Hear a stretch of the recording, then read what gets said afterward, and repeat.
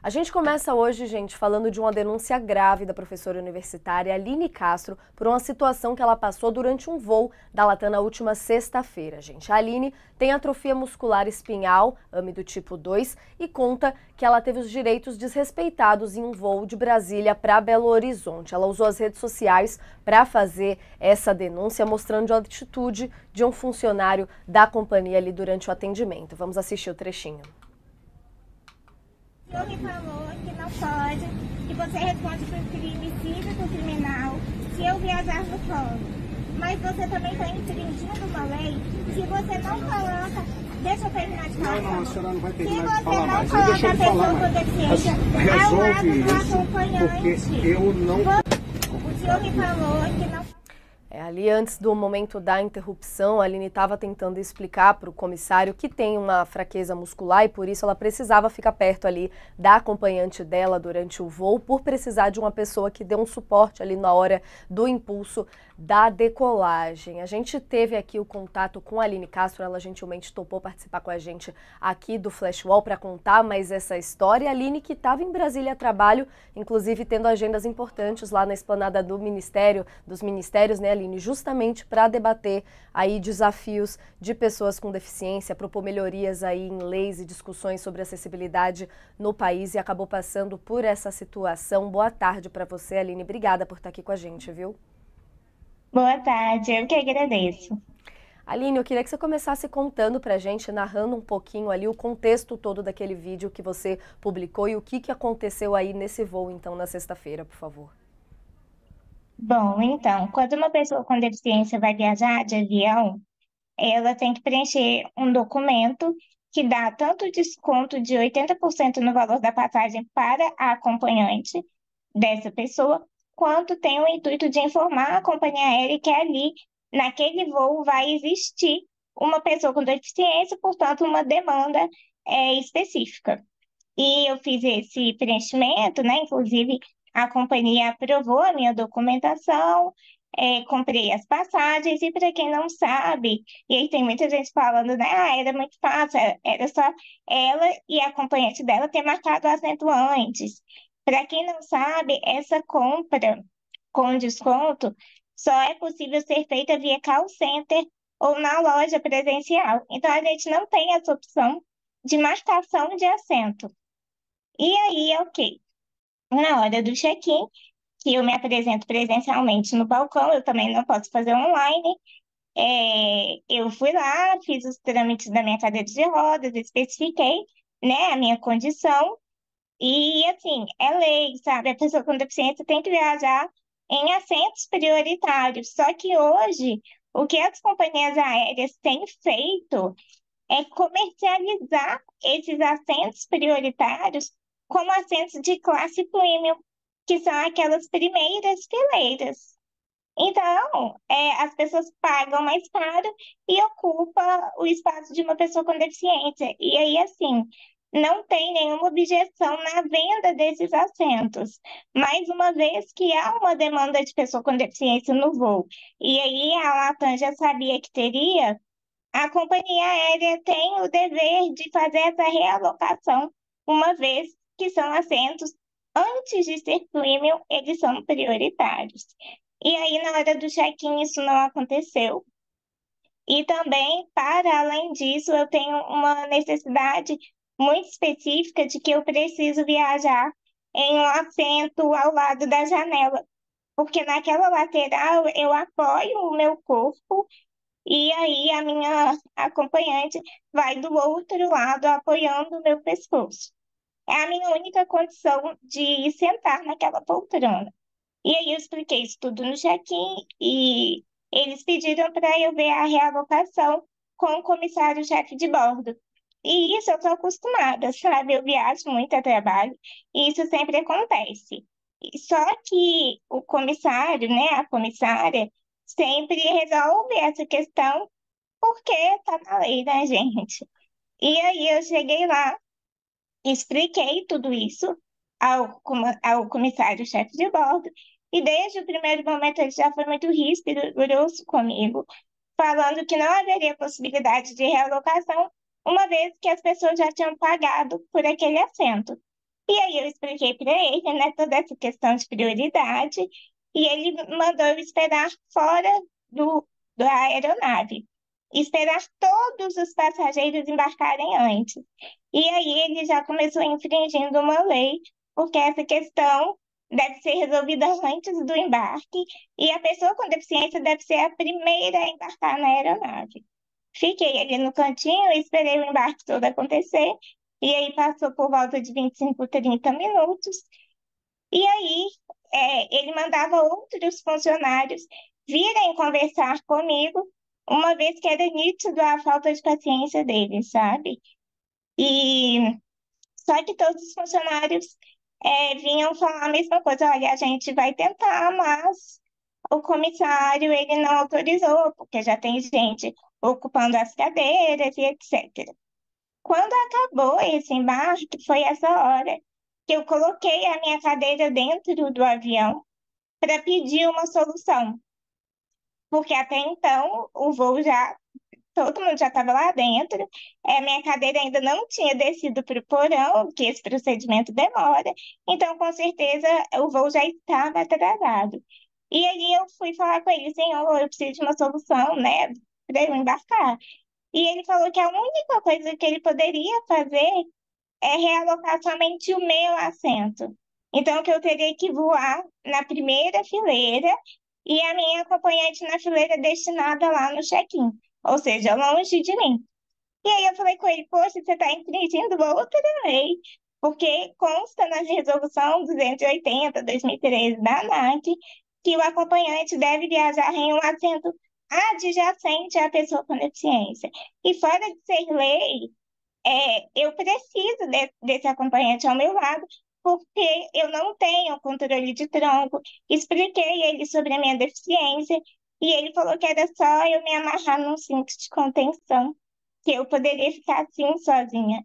E aí eu fiquei explicando dezenas de vezes a ele sobre a minha deficiência, sobre as condições do meu corpo, e ele queria saber mais do que eu sei sobre mim mesma. E isso aconteceu na frente de todos os passageiros, até que eu falei com ele, olha, eu não tenho condições de viajar longe da minha mãe, no assento que foi me destinado não é fileira prioritária, é longe e é um assento que não é na janela, então eu não consigo sentar.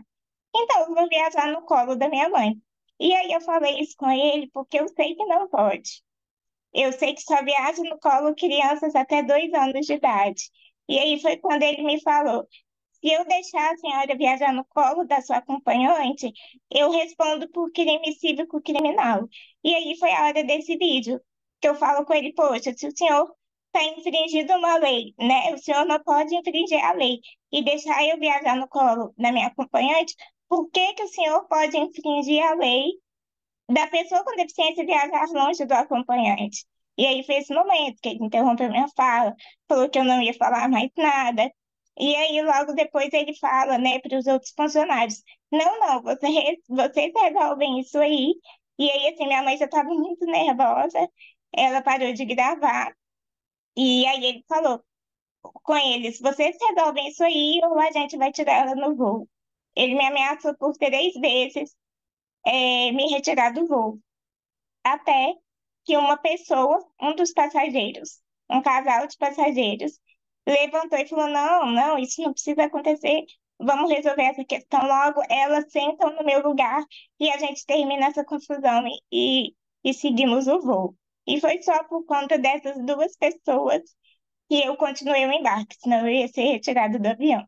Nossa, agradeço muito seu relato aqui, né, Aline? Porque é mais uma vez você passando aí por essa situação de constrangimento. Você mesma já comentou que não foi a primeira vez que isso já aconteceu em um voo. E nesse ponto que você cita, inclusive, a preocupação ali do chefe comissário de estar desrespeitando uma outra lei que não a dos direitos com pessoas com deficiência, só mostra o desconhecimento, então, das pessoas para esses direitos, né, professora? Queria, inclusive, até aproveitar aqui sua participação com a gente, a senhora que é especializada em questões de políticas públicas, nesse sentido, quais são os maiores desafios para esse público, agora especificamente falando aí das questões de voo, né? Porque até retomando a sua fala aqui, já que foi longa, vocês fizeram toda a documentação, todo o processo correto, porque isso era para ter sido resolvido fora da aeronave, para não ter esse tipo todo de constrangimento e você passar, inclusive, por uma demora no embarque, que foi o que aconteceu, sendo que deveria ter entrado primeiro, né, Aline? Quais que são os maiores desafios aí nesse sentido, para que situações como essa aí não se repitam e aí a importância de se divulgar esse caso nas redes sociais? Exatamente. Então, assim, o que eu vejo e vivencio sempre é que não há treinamento dos funcionários perante as questões de pessoas com deficiência. Então, o nosso desafio, ele já começa na hora da compra. Esse documento que eu falei que a gente precisa de preencher, que ele chama MEDIF, quando você liga, né, e fala, olha, eu preenchi o MEDIF, porque aí a gente envia online.